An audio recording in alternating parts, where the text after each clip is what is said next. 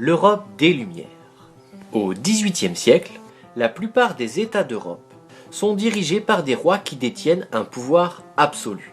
La société est inégalitaire, dirigée par le roi et ses proches, membres des ordres privilégiés de la noblesse et du clergé. Mais cette réalité est progressivement remise en cause par des hommes et des femmes. Ces personnes constituent un mouvement intellectuel européen que l'on appelle les Lumières.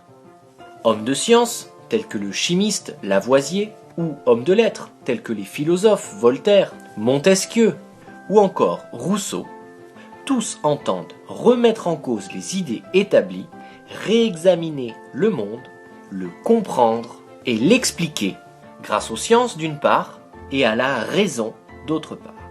On les appelle les Lumières car ils veulent éclairer les esprits. Alors comment s'y prennent-ils ? Quelles sont les critiques formulées par les Lumières pour remettre en cause les idées établies ? Eh bien, les critiques des Lumières sont d'abord politiques.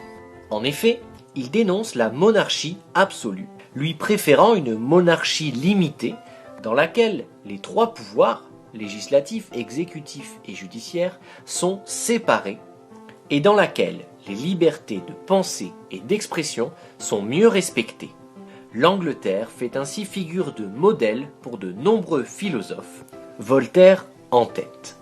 Deuxième forme de remise en cause, une critique sociale. En effet, les Lumières souhaitent la fin des privilèges dont bénéficient la noblesse et le clergé.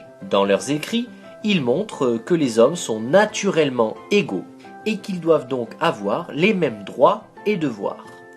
Croyant au progrès et à la science, les Lumières formulent aussi une critique d'ordre religieux. Ils rejettent l'Église catholique et le fanatisme et réclament la liberté de culte et la tolérance religieuse qui n'existe plus en France depuis la révocation de l'édit de Nantes par Louis XIV. Enfin, quatrième forme de critique, une critique cette fois-ci économique. En effet, les Lumières revendiquent une liberté de produire et de commercer sans entrave à une époque où tout est contrôlé par le roi. Désormais identifiées et posées, les idées nouvelles des Lumières se diffusent.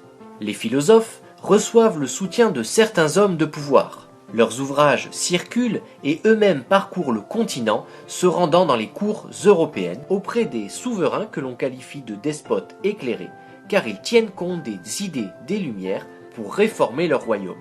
C'est le cas de Frédéric II en Prusse ou de Catherine II en Russie.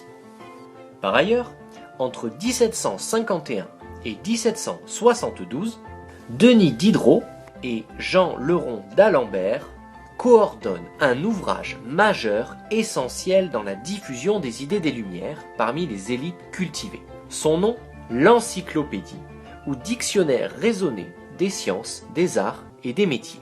Un travail d'écriture et de compilation gigantesque qui se compose de 28 volumes connaissant un très grand succès et ce, malgré la censure. À Paris et dans les grandes villes d'Europe, on discute de l'encyclopédie et des idées nouvelles qu'elle contient dans de nombreux lieux de rencontre.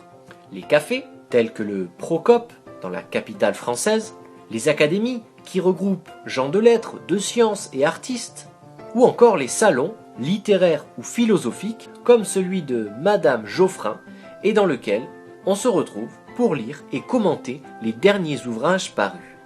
Avec les Lumières, absolutisme et société d'ordre sont donc remis en cause, ce qui participe notamment à des bouleversements majeurs sur la scène politique française à la fin du XVIIIe siècle.